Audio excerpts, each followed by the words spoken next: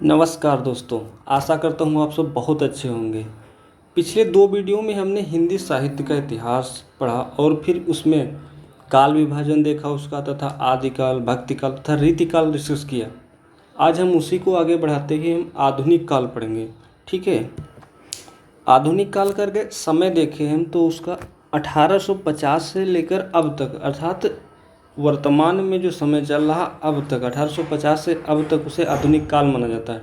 ठीक है, तो आधुनिक काल का अगर देखें सबसे पहले उसके जनक कौन माने जाते हैं तो भारतेंदु हरिश्चंद्र जी का नाम सबसे पहले लिया जाता है कि उन्होंने ही आधुनिक काल की रचना की थी, उनका जनक माना जाता है। ठीक है, फिर आधुनिक काल में गद्य की प्रधानता है, ध्यान रखना। इसी को देखते हुए आचार्य रामचंद्र शुक्ल जी ने इसे गद्यकाल नाम दिया। ठीक है, आधुनिक काल को 2 भागों में बांटा गया है। कौन कौन से? आधुनिक काल पद्य और आधुनिक काल गद्य। तो आगे हम देखते हैं। अच्छा, आधुनिक काल में जितने सशक्त गद्य की रचना हुई उतने ही सशक्त पद्य की भी रचना हुई। मतलब जितना गद्य का महत्व है उतना ही पद्य का भी महत्व है, इसीलिए इसको आधुनिक काल 2 भागों में बांटा गया है, जैसे पद्य भाग और गद्य भाग। ठीक है, तो हम आज देखेंगे आधुनिक काल की कविता अर्थात पद्य देखेंगे। इसमें आधुनिक काल की कविता पद्य को मोटे तौर पर निम्नलिखित 7 भागों में बांटा जा सकता है। अब 7 भाग कौन है? तो पहला भाग है भारतेंदु हरिश्चंद्र, जो कि 1850 से लेकर 1900 तक माना जाता है। ठीक है, फिर द्विवेदी युग आता है, द्विवेदी युग 1900 से 1920 तक। फिर छायावादी युग, छायावादी युग 1920 से 1936 तक माना जाता है। और आगे हम देखते हैं, चौथा पॉइंट है हमारा प्रगतिवादी युग। प्रगतिवादी युग का अगर समय देखते हैं 1936 से 1943 ईस्वी तक माना जाता है। ठीक है, फिर प्रयोगवादी युग जो है 1943 से 1953 तक माना जाता है। फिर आता है नई कविता। नई कविता का काल 1953 से 1965 तक है। फिर नवगीत, नवगीत 1965 से ईस्वी के उपरांत, मतलब 1965 के बाद जो युग है, जो जिनकी रचनाएं हुई, जो रचनाएं हुई उनको हम नवगीत कहते हैं। ठीक है, अगर हम इनको शॉर्टकट में समझने की कोशिश करें कि कैसे समझें इसको, तो शॉर्ट ट्रिक देखते हैं याद करने की। जैसे लिखते हैं BDC PPNN। अभी दोस्तों कैसे याद रखेंगे? पहले बी से क्या हुआ? बी से हुआ भारतेंदु युग, भारतेंदु युग हो गया। डी से हो गया द्विवेदी युग, डी से द्विवेदी युग हो गया। सी से हो गया छायावादी युग, और पी से हो गया प्रगतिवादी युग, और दूसरे पी से हो गया प्रयोगवादी, और एन से हो गया नई कविता, एन से नई कविता, और ये दूसरे वाले एन से हो गया नवगीत। तो हम BDCPPN इस नाम से जान सकते हैं। भारतेंदु युग, द्विवेदी युग, छायावादी युग, प्रगतिवादी युग, प्रयोगवादी युग, नई कविता, नवगीत। तो एक बेहतरीन शॉर्ट ट्रिक है, इससे हम इन सभी को याद रख सकते हैं। ठीक है, तो आगे हम पढ़ते हैं। तो दोस्तों सबसे पहले हम भारतेंदु युग पढ़ते हैं। अब भारतेंदु युग के प्रमुख कवि और उनकी रचनाएं देखते हैं। सबसे पहले भारतेंदु हरिश्चंद्र जी। अब उनका काल अभी बताया था 1850 से 1885 तक है। अब उनकी जैसे कृतियाँ देखते हैं, रचनाएं, जैसे प्रेम मालिका, प्रेम सरोवर, गीत गोविंद, वर्षा विनोद, विनय प्रेम पचासा। ठीक है, अब दूसरे आगे देखते हैं। दूसरे हैं बद्री नारायण चौधरी, या उनका उपनाम भी कह सकते हैं, टाइटल नेम प्रेम घन। ठीक है, अब इनका काल देखते हैं 1855 से 1938 ईस्वी तक माना जाता है। इनकी अगर रचनाएं देखते हैं, जैसे जीर्ण जनपद, दूसरी है आनंद अरुणोदय, तीसरी मयंक महिमा, लालित्य लहरी, वर्षा बिंदु। ये महत्वपूर्ण इनकी रचनाएं हैं। ये हमारे कौन है? ये बद्री नारायण चौधरी हैं, इनकी फ़ोटो है। ठीक है, अब आते हैं प्रताप नारायण मिश्र। ये तो बहुत फेमस हैं, अब इनको तो जानते होंगे। इनका काल देखते हैं 1856 से 1894। इनकी अगर रचनाएं देखते हैं, प्रेम पुष्पावली, मन की लहर, लोकोत्ति शतक, श्रृंगार विलास, इनकी रचनाएं हैं। और हम चौथे कवि देख जगमोहन सिंह, जगमोहन सिंह का अगर काल देखते हैं 1857 से 1899 तक ईस्वी तक, इनकी अगर रचना देखते हैं प्रेम संपत्ति लता है, श्याम मलता है, तीसरी है श्याम मासरोरनी, ठीक है, देवयानी, देवयानी। अब पांचवें लेखक हैं अंबिका दत्त व्यास। अंबिका दत्त व्यास 1858 से 1900 ईस्वी तक इनका काल माना जाता है। इनकी रचना है पावस पचासा, हो होरी, बिहारी विहार, ठीक है। अब देखते राधा कृष्ण दास, उनके 1865 से 1907 तक इनका काल माना जाता है। अब इनकी अगर रचनाएं देखते हैं जैसे भारत 12 मासा, देश दशा, रहीम के दोहों पर कुंडलियाँ, ठीक है। आगे देख, सातवें लेखक हैं राधाचरण गोस्वामी। इनकी रचना है नवभक्तमाल। अब कुछ पॉइंट देखते हैं, जैसे भारतीय युग आधुनिक काल का प्रवेश द्वार कहा जाता है। तो आधुनिक काल का अगर बेस आधार देखते हैं तो भारतीय युग ही है, ठीक है। ठीक, कविता रीतकालीन विषयों को छोड़कर नए विषयों पर होने लगी। कविता की भाषा जो है ब्रज भाषा ही रहे, ठीक है। भारतेंदु जी ने कविवचन सुधा, हरिश्चंद्र, चंद्रिका, बालबोधनी पत्रिकाओं का संपादन किया। इन पत्रिकाओं के अतिरिक्त अगर हम अन्य पत्रिकाएं देखें तो पत्रिका का नाम देखें हिंदी प्रदीप। ये बहुत ही फेमस, कई बार एग्जाम पूछी गई हिंदी प्रदीप। इसका प्रकाशन वर्ष देखते हैं तो 1877 से प्रकाशित हो रही। इसका स्थान कहाँ, इलाहाबाद से प्रकाशित होती है। और संपादक का नाम अगर देखते हैं बालकृष्ण भट्ट जी थे, ठीक है, बालकृष्ण भट्ट ये हैं। और एक ब्राह्मण नामक पत्रिका है, ये कहाँ, ये 1883 से प्रकाशित होती, कहाँ से, कानपुर से, ब्राह्मण नामक पत्रिका। ये प्रताप नारायण मिश्र द्वारा प्रकाशित होती है, बहुत ही फेमस है। एक प्रजा हितैषी नामक पत्रिका, ये आगरा से प्रकाशित होती है। और इस संपादक कौन थे, राजा लक्ष्मण सिंह। अब दोस्तों हम भारतीय युग पढ़ चुके हैं, अब आगे पढ़ते हैं द्विवेदी युग। द्विवेदी युग को अगर देखें, द्विवेदी युग में महावीर प्रसाद द्विवेदी ने सरस्वती पत्रिका के संपादन के रूप में हिंदी की कविता पर पर्याप्त प्रभाव डाला। इनकी सरस्वती नामक पत्रिका थी महावीर प्रसाद द्विवेदी की, उसने हिंदी के पर पर्याप्त प्रभाव डाला और तमाम कविताओं को काव्य भाषा के रूप में खड़ी बोली को अपनाने की प्रेरणा दी।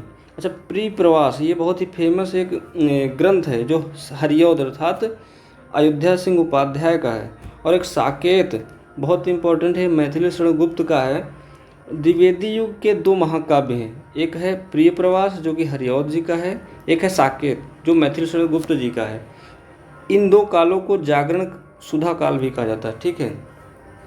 अब आगे देखते हैं द्विवेदी युग के प्रमुख कवि और उनकी रचनाएं देखते हैं। अयोध्या सिंह उपाध्याय या उनका टाइटल नेम है हरिऔध। अब इनका काल देखते हैं 1865 से 1947 तक इनका काल माना जाता है। इनकी जैसे हम रचनाएं देखते हैं, जैसे प्रिय प्रवास ये कब रचा गया, 1914 में। वैदेही वनवास 1940 में। रस कलश कब रचा गया, 1940 में।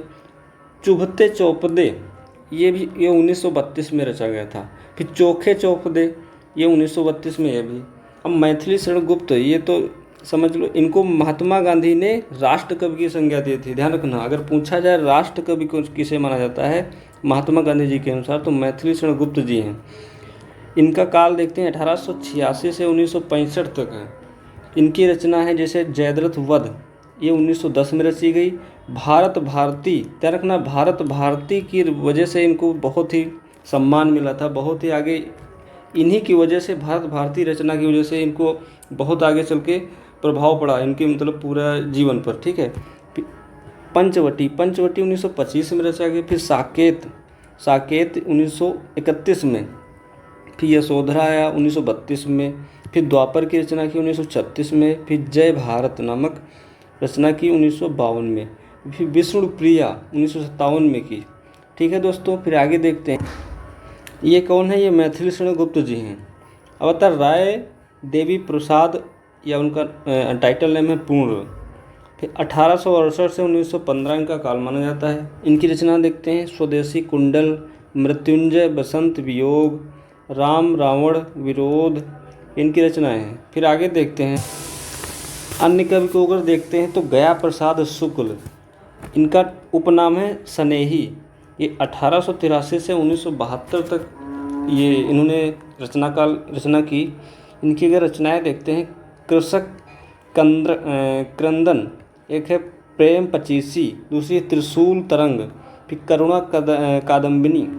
अब था राम नरेश त्रिपाठी, ये 1889 से 1962 ईस्वी तक इनका काल रहा है। इनके जैसे मिलन, पथिक, मानसी, स्वप्न, इनका मिलन और पथिक बहुत ही फेमस रचनाएं हैं। आगे देखते हैं माखनलाल चतुर्वेदी। माखनलाल चतुर्वेदी जो 1889 से 1968 तक इनका काल माना गया। इनकी रचना देखते हैं हिम किरीटिनी, हिम तरंगिनी, युगचारण, समर्पण। इनकी हिम तरंगिनी बहुत ही फेमस रचना है, ठीक है।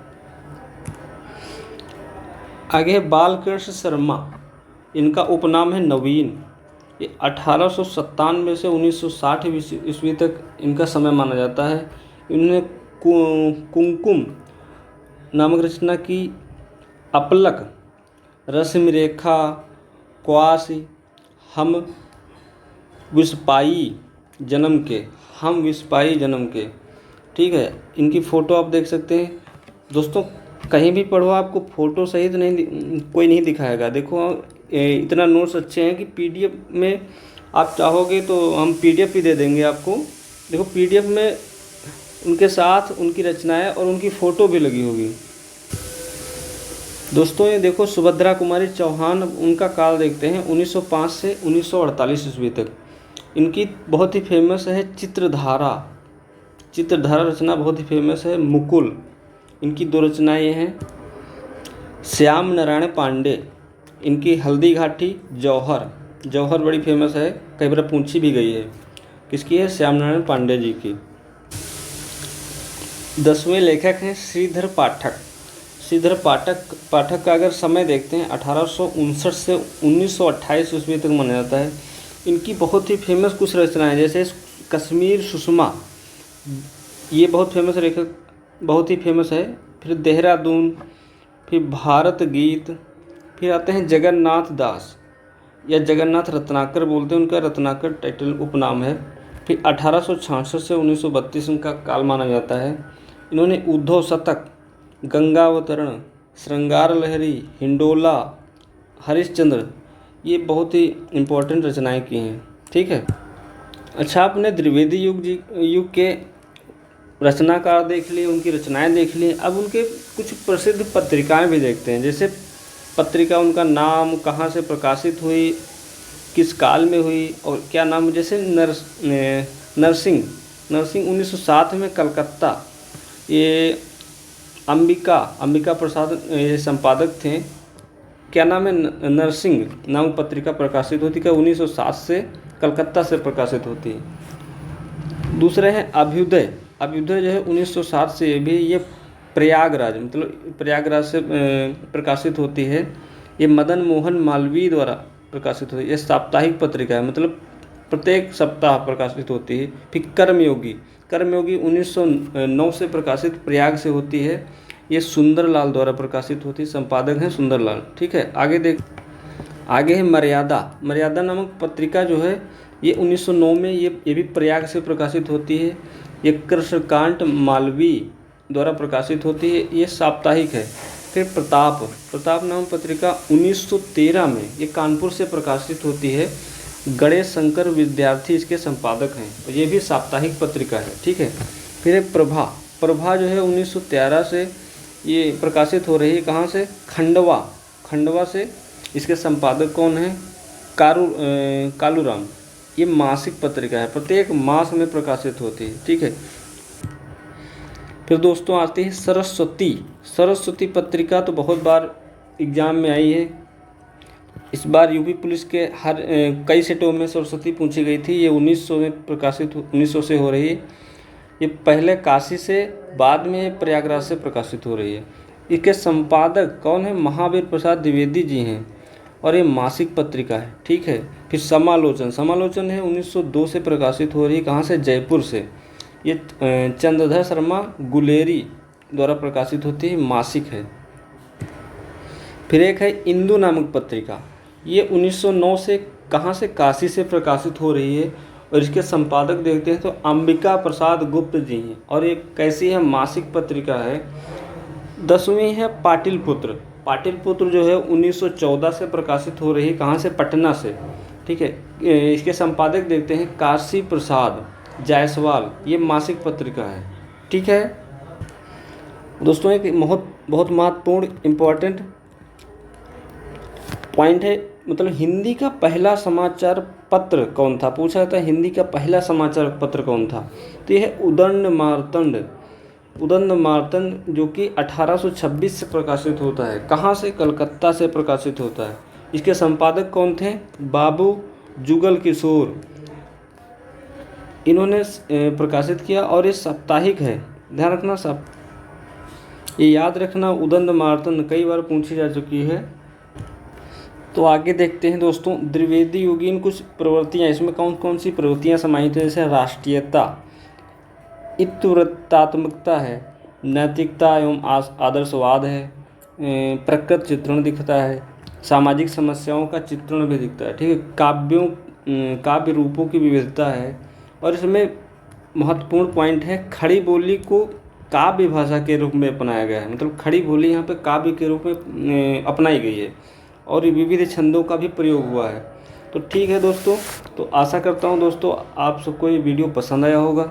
अगर ये वीडियो में कुछ अच्छा लगा है तो आगे इसको देखते रहिए। आगे वीडियो में मिलते हैं नेक्स्ट वीडियो में। तो यार दोस्तों, इस वीडियो को लाइक करो, शेयर करो, सब्सक्राइब करो।